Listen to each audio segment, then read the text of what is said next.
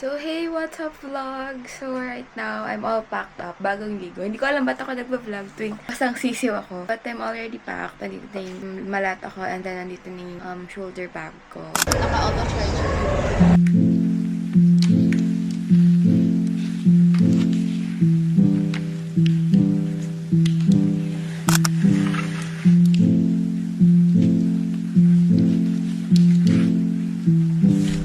What's up, vlog? So, I just landed here in Cebu. And nandito na ako finally sa aking Airbnb.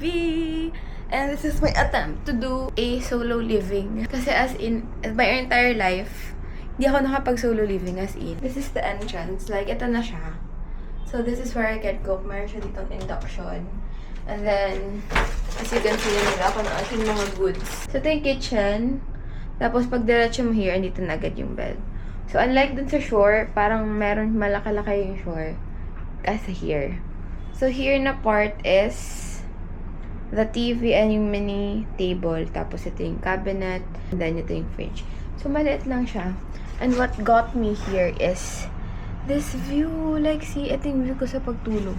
Pero meron akong balcony dito. Like, you won't get this in Manila. In this price? Hindi. Ayan siya, ang ganda. I don't know if I'm gonna do justice with my camera. Oh my god. Look there, diba? Look at that view. Ang ganda. So anyway, since I'm hungry and ayoko nang bumaba kasi yung download lang din nito is nasa 25th floor siya. So hindi ko natanong agad kung ano yung floor. Kasi diba hindi naman sinasabi dun sa Airbnb if anong floor. So I'm all done. It's time to eat. Also, yung struggle ko kasi is, every time nag-book kami ni Dari ng Airbnb, like every time umuwi siya ng Pilipinas, or if pasampa na siya, in the next weeks, or pasampa na siya, nag-book kami ng Airbnb kasi pumunta kami Manila. He's the one who cooks, tapos ako yung naghuhugas. So, hindi talaga ako sanay na ako lang mag-isa. Like, never talaga ako nagkamera ng alone time. And then, ngayon kasi parang feel ko na ma-deserve ko kasi after all the work, parang ang dami kong work na ginawa. And then, dagdagan pa yung emotional stress ko dun sa situation ni Summer. So, feel ko naman deserve ko to talaga.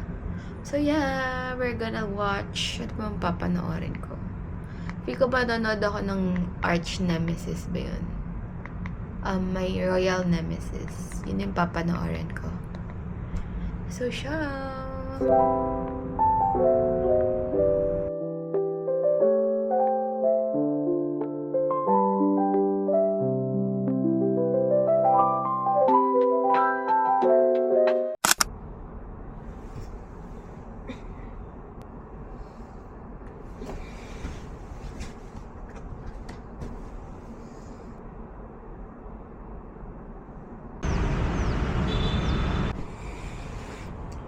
Good morning! So, it's finally Friday and so far I had the best sleep. Nagising ako ng early because I'm supposed to run. Hindi ko alam kung saan ako pupunta if mag-run ako. I'm just gonna buy myself some food sa baba. So, I'm just gonna change and bibili na naman ako ng pang-breakfast ko kasi feel ako mabubuhay sa Coco Crunch this morning. So, let's go.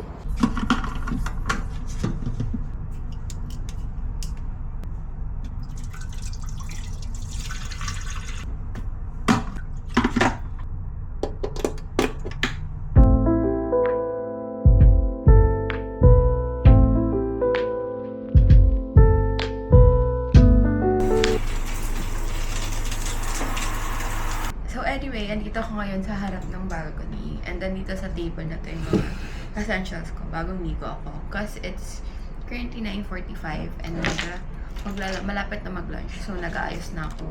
And I'm so happy kasi sana hindi ma-jigs. Pero magkikita kami ng college friend ko, si Nicole. Siya yung isa sa mga college friend.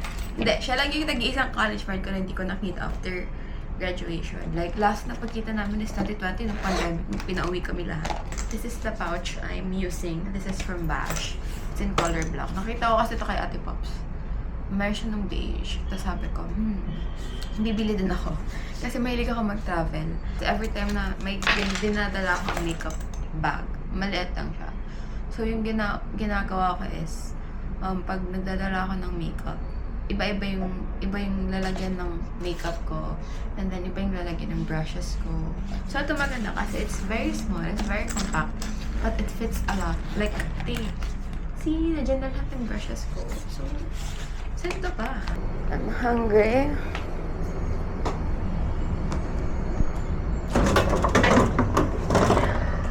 Walang laman na ref.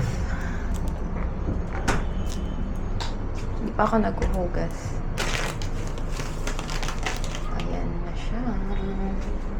First minute hugasan kahapon. Ito yung hinugasan ko kahapon. So, sige.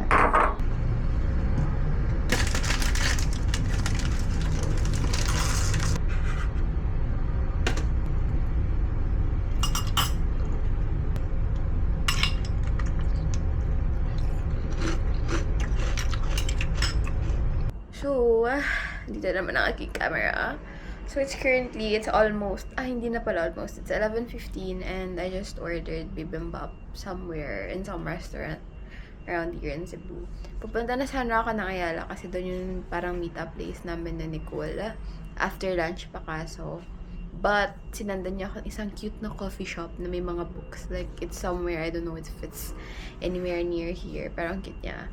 So, it's where we're gonna go. So, yung plan is, after lunch, pupunta siya here sa condo. And then, sabay kami nga alis. Kasi hindi din daw niya alam kung saan yun.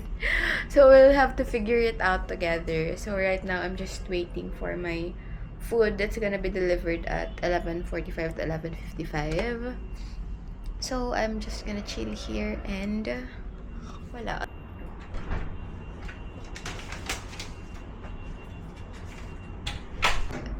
I'm so happy. Sana masarap yung food ko. So, this is from Dr. Chicken. So, yung in-order ko is bibimbap. Kasi nagkikrave ako kasi yung whole stay ko, nanonood lang ako ng Royal Nemesis. So, nagkrave ako ng Korean food. Look at that! This looks so freaking yummy. Bibimbap. Alam mo ba, everyday, may naririnig ako dyan na nagsasiren. I don't know if it's an ambulance or what. Tapos, buksan na natin tong TV. Oh no!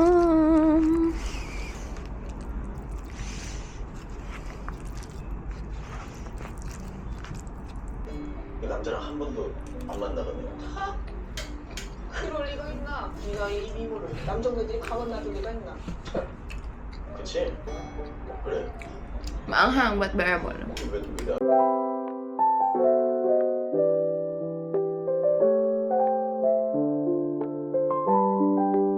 Okay, so baba na. Kasi nakasakay na si Nicole. I can't believe we're seeing each other. We're finally leaving.